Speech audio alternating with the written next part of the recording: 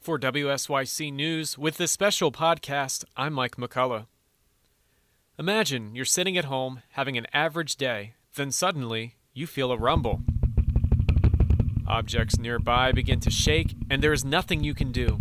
You go outside once it stops, only to find a large hole or dip in the ground.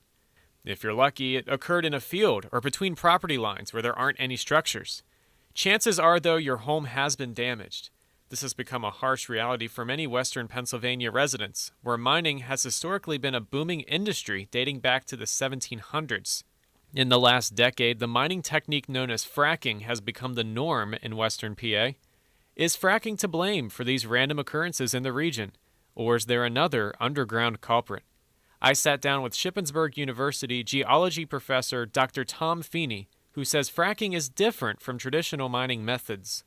Fracking is a style of drilling for typically natural gas, where wells are drilled vertically and then drilled horizontally, which is the challenge in fracking. And then usually pressure is used as opposed to an explosive or something like that to actually break the rock. That's the genesis of the name, to fracture the rock. In the world of fracking, you're trying to obtain a gas out of the rock as opposed to a liquid like oil or something like that.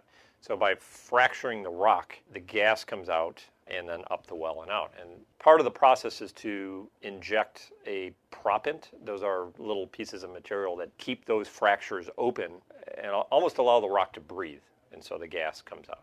Compared to traditional mining methods, he says fracking is overall less invasive.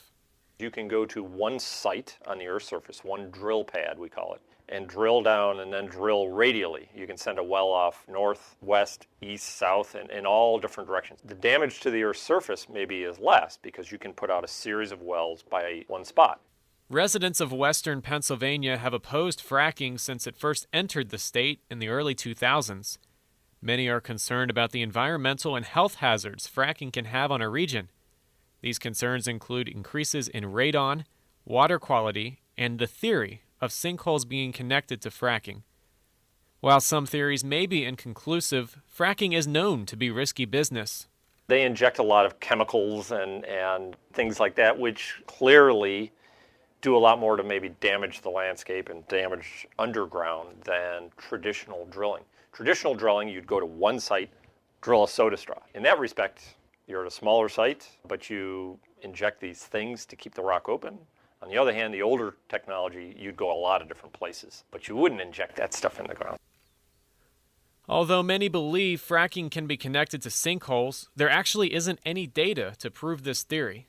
According to State Impact Pennsylvania, Washington County takes the lead in number of fracking mines, with just over 1,100 in that county alone. Despite this, Washington County also ranks as one of the lowest in the state for occurrences of sinkholes. Additionally, the geological definition of sinkhole really doesn't match what is occurring in western Pennsylvania. As I said previously, the region has had an active coal mining industry for centuries. This leaves behind vast pieces of land with abandoned coal mines underground. After a while, these mines can become weighed down by all of the pressure above and collapse. Dr. Feeney says a sinkhole must occur naturally and not be instigated by human action.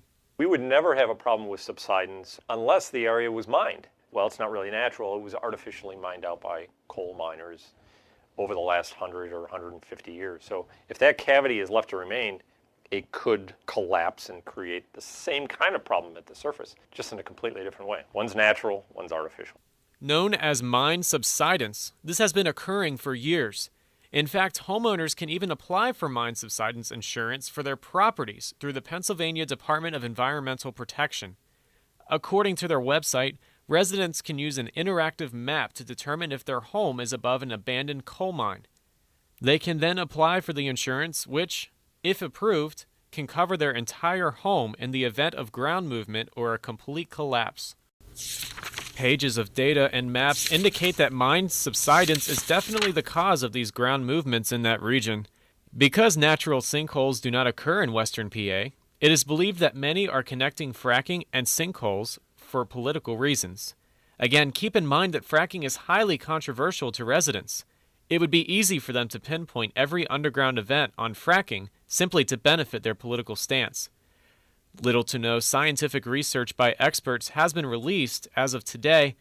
This further proves that experts are more focused on mine subsidence.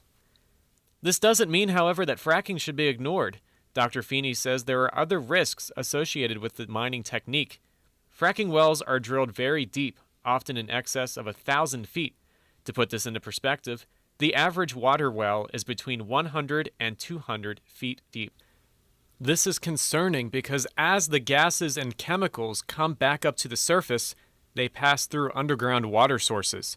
This could potentially lead to water contamination. And they should be concerned about that. The other issue is the fact that the gas comes out of there and comes up. And so if the wells are drilled and constructed properly, the way they are on paper, then we should be fine.